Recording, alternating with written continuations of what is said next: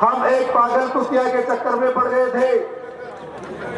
हम एक पागल कुतिया के चक्कर में पड़ गए थे 10 साल पहले, और जवानी के इम्पोर्टेंट 10 साल, हमारे जवानी के इम्पोर्टेंट 10 साल उस कुतिया के पीछे छोड़ दिए। हमें पता नहीं था कि ये अपना रंग इस तरह से बताएगी। अशोक गहलोत जिंदाबाद। भाई लागो नाम से करीब करीब जानता होगा, क्योंकि मैं वो आदमी हूँ। मेरे साथ वाले लोगों की स्थिति ये है, 40 साल जिन लोगों ने क्रॉस कर लिया उनके पास 50 लाख का बंगला है, 50 लाख की गाड़ियां भी है, और 50-50 लाख का बैंक बैलेंस भी ज़्यादा होगा। मेरी स्थिति आज आप ये देख रहे हो वो किस लिए है, आज बयां कर रहा हूँ यहाँ, क्योंकि हम एक पागल कुतिया के चक्कर में पड़ गए थे।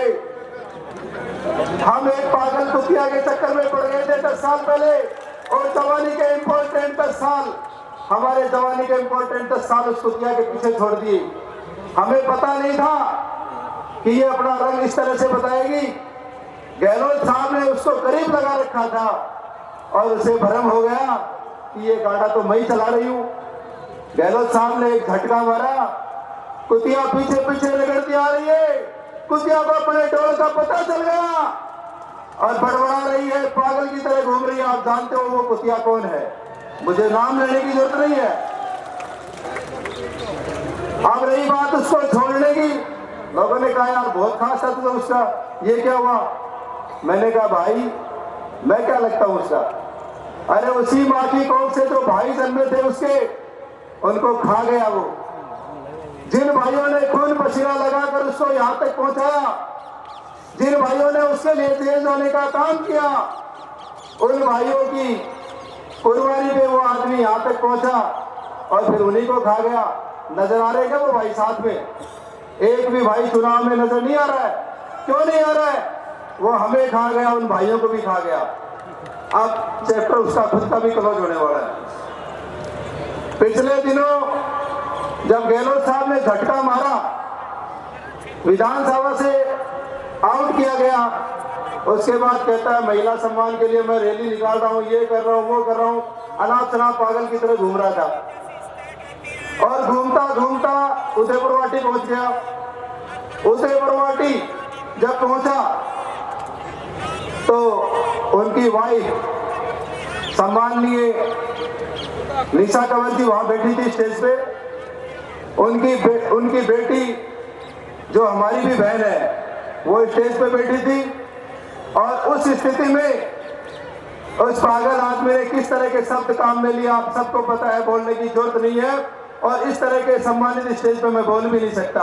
और फिर कहता महिला सम्मान कर रहा हूं। भाई साहब कौन सा महिला सम्मान है? होता है कैसे महिला सम्मान? ये तमाम सारी चीजें एक की पता चल गई आपकी। दूसरे वाला तो वैसे ही आपको पता है, दूसरे जिले वाला है, वो कुछ नहीं करने वाला। यहाँ भूल से भी आपने अगर समर्थन कर दिया दूसरे आदमी का तो अपन को कुछ नहीं मिलने वाला है। अभी सीएम साहब थोड़ी देर में पहुंचने वाले हैं तो मैं समय ज्यादा नहीं लूंगा। आपको छोटा सा जीत का गणित बता रहा हूं कि भगवान राम जी कैसे जीत रहे हैं, कांग्रेस पार्टी कैसे जीत रही है, अशोक जी गहलोत कैसे जीत रहे हैं। हमारे उदयपुर वाटी में करीब लोग जाति के हिसाब से वोट डाल देते हैं। भगवान राम जी को पढ़ने वाले वोट भगवान राम जी को पड़ जाएंगे, चौधरी जी को पढ़ने वाले उनको पड़ जाएंगे, तीसरे को पढ़ने वाले उसको पड़ जाएंगे।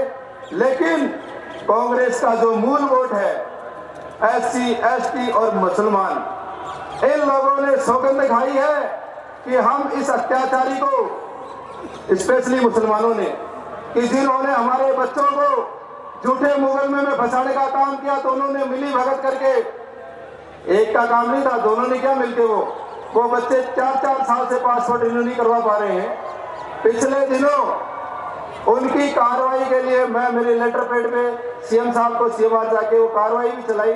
कार्रवाई आगे तक बढ़ भी गई क्योंकि मुकदमे झूठे थे, इसलिए हटने लाजमी है। हट जाएंगे, बीच में आचार संहिता आ गई थी, चुनाव के बाद हट जाएंगे। तो ये जो लोग मैंने बताए 3, एससी, एसटी और मुसलमान, 65,000 वोटर हैं ये। इन लोगों के 50,000 वोट पोल होंगे और 50,000 वोटों में से 40,000 से ज्यादा का 40,000 से ज्यादा वोट कांग्रेस पार्टी को डालने का ये काम कर रहे हैं। और यहाँ पे जो लोग बैठे हैं इसमें सबसे ज्यादा SC ST और मुसलमान लोग हैं। अगर मैं सही बोल रहा हूं तो हाथ खड़े करके इस बात का समर्थन करें।